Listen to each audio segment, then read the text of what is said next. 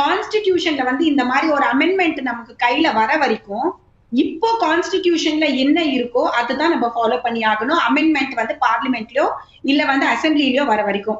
So வந்து என்னோட என்ன சொல்றது காங்கிரஸ் நண்பர்களா இருக்கட்டும், திமுக நண்பர்களா இருக்கட்டும், அதர் பிஜேபியா இருக்கட்டும், ஹூஎவர் தே ஆர்.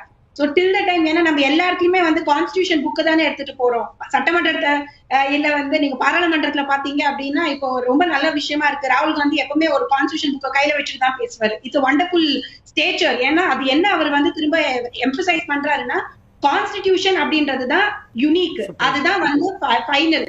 அதை வந்து மீறி யாரும் எதுவும் கேள்வி கேட்க கூடாது அப்படின்றதுதான் அவர் திரும்ப ரீஎம்பசைஸ் பண்றதுதான் அந்த புக்கை கையில வச்சுட்டு இருக்காரு, கான்ஸ்டிடியூஷன் புக்கை.